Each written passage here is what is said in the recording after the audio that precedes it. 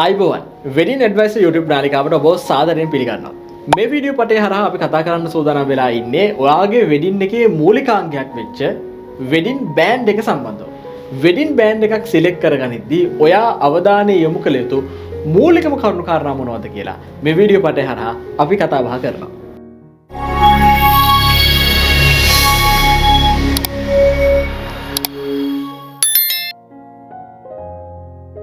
Wedding function එකක music provide කරන music provider ඉතාම වැදගත් කාරණාවක්, වැදගත් සාධකයක්.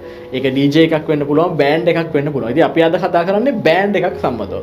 මොකද ඔයාගේ සම්පූර්ණ ෆංක්ෂන් එකේම මේකේ තියෙන අපි කියනවා ජීව ගුණය, ඔයාගේ ෆංක්ෂන් එකේ එනර්ජි එක ඔයාගේ බෑන්ඩ් එකත් එක්ක ඩිපෙන්ඩ් වෙනවා. ඒගොල්ලෝ ප්ලේ කරන විදිහත් එක්ක ඩිපෙන්ඩ් වෙනවා ඔයාගේ ෆංක්ෂන් එකේ සම්පූර්ණ එනර්ජි එක. ඉතින් ඒකින්ද ඔයා හරියන බෑන්ඩ් එකක්, ඔයාට ගැළපෙන හොඳ බෑන්ඩ් එකක් ඔයා සිලෙක්ට් කරගන්න එක ඔයාගේ ෆන්ක්ෂන් එකට අත්‍යවශ්‍ය සාධකයක් කියන එක අමතක කරන්න එපා. ඉතින් මෙන්න මේ කියන කාරණා ටික පිළිබඳව ඔයා අවධානය යොමු කරන්න ඔයාගේ මියුසික් බෑන්ඩ් එක වෙඩින් එකට තෝරා ගන්න.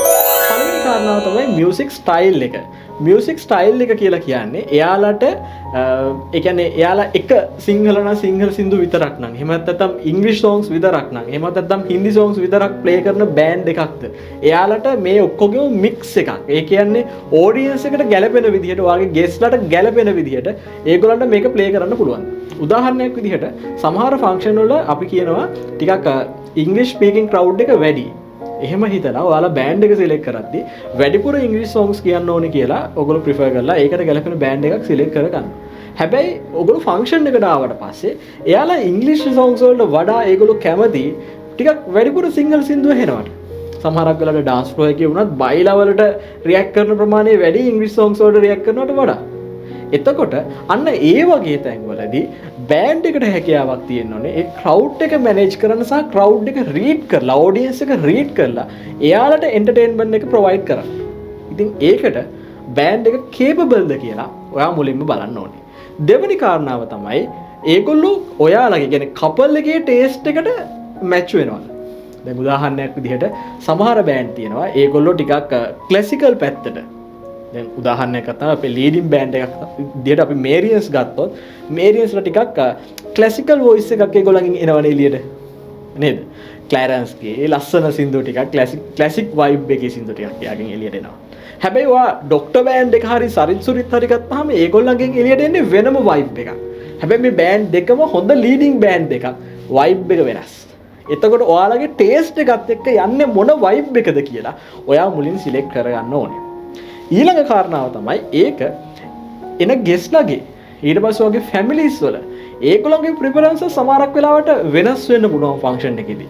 ඒගොල්ලන්ට තමයි මේ මියුසික් ප්‍රොවයිඩ් කරන්නේ. ඒගොල්ලන්ව අර මම කලින් කිව්වා වගේ හරියට රීඩ් කරගන්න පුළුවන්කම මේ බෑන්ඩ් එකට තියෙනවා. ඒගොල්ලන්ගේ මියුසික් ස්ටයිල් එක ඇතුලේ මේක ඉන්ක්ලූඩඩ්ද කියන කාරණාව ඔයා අනිවාර්යයෙන්ම බලන්න. එහෙම නොවුනොත් තමයි බෑන්ඩ් එක එන ඔඩියන්ස් එකට එන ක්‍රවුඩ් එකට බෝරින් වෙන්න පටන් ගන්න.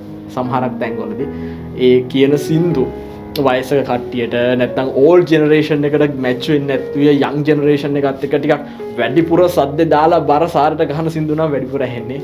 අර ජෙනරේෂන් එකෙන් ඔයාලට දෝෂාරෝපණය වෙනවා. සද්ද වැඩි ඉන්න බෑ. ෆන්ක්ෂන් එක වුණාට පස්සේ කියන්නේ අරකට කියා මෙලෝඩියක් කතා කරගන්න ඕනේ සද්දේ කන පැලෙන්න වගේ. මොකද ඒ ජෙනරේෂන් එකේ වයිබ් එකට කැමති නෑ.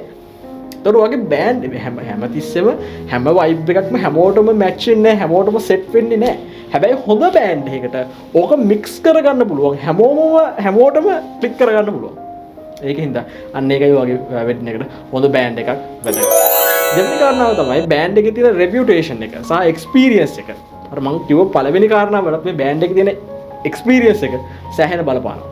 එක්ස්පීරියන්ස් එකත් එක තමයි ඔයගොල්ලෝ එයාලට ඔඩියන්ස් එක රීඩ් කරගන්න, ටග් ගාලා ඒකට අනුව හැඩ ගැහෙන්න පුළුවන් හැකියාව ලැබෙනවා. ඉතින් මෙන්න මේ කියන විදිහට ඔයා බෑන්ඩ් එකේ එක්ස්පීරියන්ස් එක එහෙම නැත්නම් රෙපියුටේෂන් එක බලනවා නම් ඔයාට එයාලගේ කලින් පර්ෆෝමන්ස් බලන්න පුළුවන්. ඒගොල්ලෝ ප්ලේ කරපු වෙඩින්ස් වල වගේ යාළුවන්ගේ වෙඩින්ස් වල වෙන්න පුළුවන්. ඔයා දැකපු බෑන්ඩ් එකක් වෙන්න පුළුවන්. ඔයා සිලෙක්ට් කරගන්න. එතකොට ඔයාට ලයිව් එක්ස්පීරියන්ස් එකක් තියෙනවා. නැත්නම් එයාලගෙන් අපි වීඩියෝ ක්ලිප්ස් වෙන්න පුළුවන්. YouTube එකේ, Facebook එකේ, Google එකේ ගියාම ඕන තරම් වීඩියෝස් තියෙනවා. ඒව බලන්න පුළුවන්. බලලා ඊට පස්සේ recommendations, reviews කොහොමද තියෙන්නේ කියලා follow කරලා බලන්න පුළුවන්. ඒවා ඔයාට ගැලපෙන ඒවාද තියෙන්නේ. ඒවා ඔයාට සැටිස්ද? ඒකත් එක්ක ඔයාට බෑන්ඩ් එකේ reputation එක සහ experience එක ගැන idea එකක් ගන්න පුළුවන්. ඒ වගේම තමයි අර බෑන්ඩ් එකට පුළුවන් වෙන්න ඕනේ timing සහ function එකේ energy level එක up කරලා තියාගන්න. ඒ කියන්නේ එයාට sessions වලට කඩාගෙන පළවෙනි session එකේ බොහොම හැමෝටම කතා බහ කරන්න පුළුවන්. එන්න low music එකක් ඇතුලේ ලස්සනට keep calm environment එකක් maintain කරලා ඊට පස්සේ slowly ඒ function එකේ අර peak එක කරා අරගෙන යන්න බෑන්ඩ් එකට හැකියාවක් තියෙන්න ඕනේ. ඉතින් ඒවත් එක්ක ඔයාට පුළුවන් ඒගොල්ලන්ගේ කලින් ඒගොල්ලෝ perform කරපු ඒවත් එක්ක recommendation, reviews වගේ දේවල් එක්ක මෙන්න මේ කියන කාරණාව කොහොමද කියලා බලා ගන්න. ඊළඟ කාරණාව තමයි agenda flexibility එක. දැන් ඔයාගේ වෙඩින් එකේ ඔයාට plan එකක් තියෙනවනේ. speeches යන්න පුළුවන්, dancing item යන්න පුළුවන්. ගොඩක් දේවල් තියෙනවා. එතකොට සමහර බෑන්ඩ් ඉන්නවා ඒගොල්ලන්ගේ විදිහට play කරනවා මිසක් ඒගොල්ලෝ agenda එකට flexible නැහැ. සමහර ඩේ කෝඩිනේෂන් වලට ගියාට පස්සේ අපිටත් මෙහෙම බෑන්ඩ් හම්බ වෙලා තියෙනවා. හරි අමාරුයි යාලත් එක්ක වැඩේ කරගන්න. වෙලාවකට නතර කරන්න කිව්වම නතර කරලා දෙන්නේ නැහැ. සමහරක් වෙලාවට මේ පිටත් වෙලා යන දා විනාඩි 5යි තියෙන්නේ. හැබැයි බෑන්ඩ් එක ඒක අහන්නේ නැහැ. එහෙම වුණාම හරි අමාරුයි එහෙම බෑන්ඩ් එකක් එක්ක කෝඩිනේට් වෙන්න.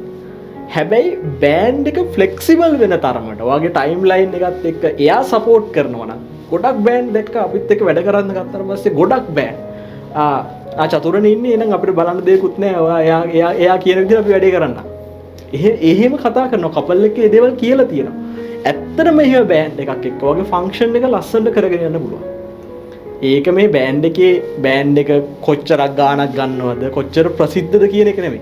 ඇත්තටම මේ බෑන්ඩ් එක වැඩ ගන්න හරි ලේසි. මොකද එයාලා දන්නවා ඒගොල්ලන්ගේ ෆ්ලෙක්සිබිලිටි එකත් එක්ක තමයි ෆන්ක්ෂන් එක ලස්සනට ස්මූත්ලි කරගන්න පුළුවන් කියලා.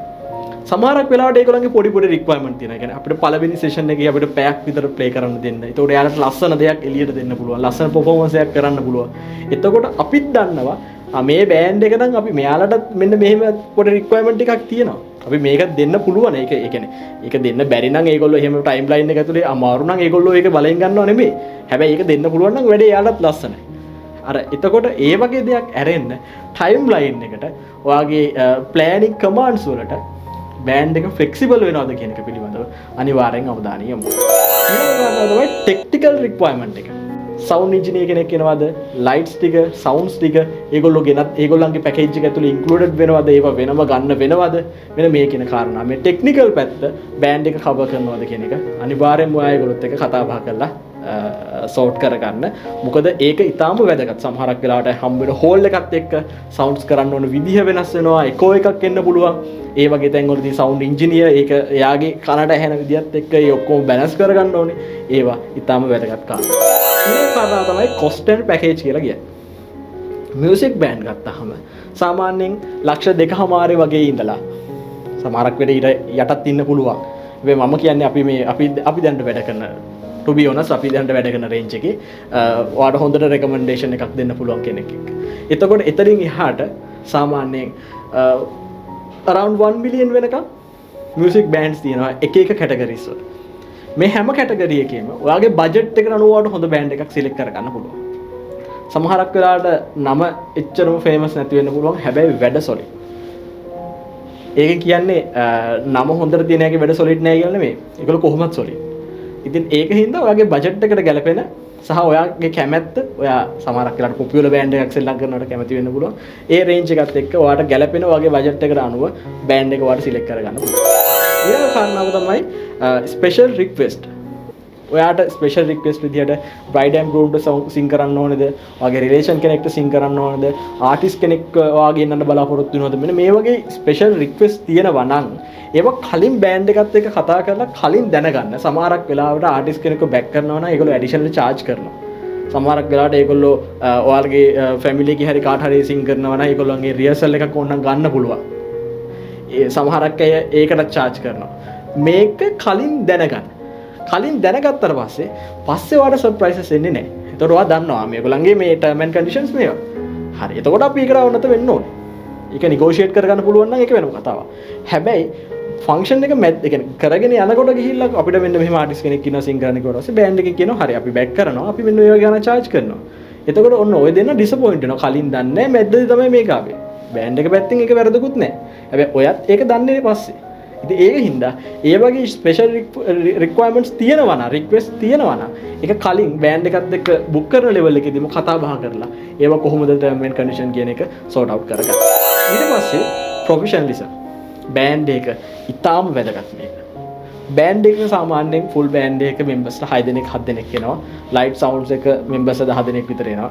එතකොට ඒගොල්ලෝ ඔන් ටයිම් මෙතන ඇවිල්ලා ඉන්න ඕනේ. ඔයාගේ වෙඩින් එකේ පෝරුව සෙරමනි එක නම් මුලින් තියෙන්නේ, රෙජිස්ට්‍රේෂන් එක නම් මුලින් තියෙන්නේ. ඒ දේවල් වලට කලින් බෑන්ඩ් එක සෙට් අප් කරලා සවුන්ඩ් චෙක් එක කරලා ඒගොල්ලෝ අවසන් කරන්න ඕනේ. මොකද ඒව යන අතරතුරේ ඒගොල්ලෝ ලයිට් සවුන්ඩ් චෙක් කරන්න ගියොත් ඒක අර ෆන්ක්ෂන් එකට ලොකු ඩිස්ටර්බන්ස් එකක් වෙනවා. ඒක හින්දා ඔයාගේ බෑන්ඩ් එක ඔන් ටයිම් වැඩ කරන ප්‍රොෆෙෂනල් විදිහට අඳින සමහර බෑන්ඩ් තියෙනවා බෑන්ඩ් එක ප්ලේ කරනකොට බායිකේ තමයි. එහෙම වෙන්න බෑ. මම මේ කියන්නේ බොහොම අතලොස්සක් ගැන බහුතරය ගැන නෙමෙයි. බහුතරය බෑන්ඩ් බොහොම ප්‍රොෆෙෂනල් විදිහට මේ ඩීල් එක හැන්ඩල් කරනවා.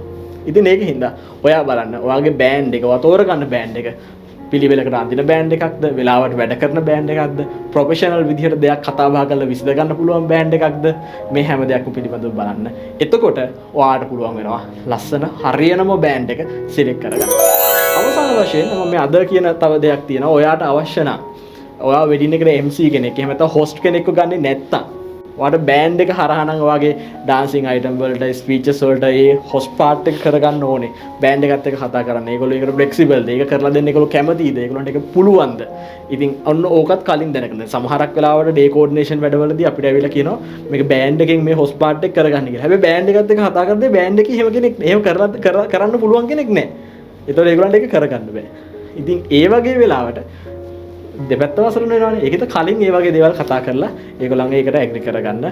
එතකොට ඔයාට ওই බෑන්ඩ් එකේ තියෙන රික්වයර්මන්ට්ස් ටික ඔක්කොම කතා කරලා ඉවර වෙලා ඔය මම කියපු ක්‍රයිටීරියාස් ඇතුලේ ඔය මම කියපු නිර්ණායක ඇතුලේ ඔයාට අනිවාර්යයෙන්ම හොඳ බෑන්ඩ් එකක් සිලෙක්ට් කරගන්න පුළුවන්. ඉතින් වෙඩින් එකට අනිවාර්යෙන් හොඳ බෑන්ඩ් එකක් සිලෙක්ට් කරගන්න. ඔයාගේ තෝරා ගැනීම ඔයාගේ ෆන්ක්ෂන් එකේ එනර්ජි එකට ලොකු ඉම්පැක්ට් එකක් වෙනවා. ඉතින් අපි තව වීඩියෝ එකකින් හම්බ වෙමු මේ වගේ වැදගත් තොරතුරු කතා කරන්න. ඔයාට වීඩියෝ එක වැදගත් වෙනවා කියලා හිතෙනවා නම් channel එක වැදගත් වෙනවා කියලා හිතෙනවා නම් subscribe කරලා bell icon එකත් click කරන්න. වීඩියෝ එකට comment එකක් add කරන්න, like එකක් දාන්න. තව කෙනෙකුට දකින්න මේ වීඩියෝ එක share කරන්න.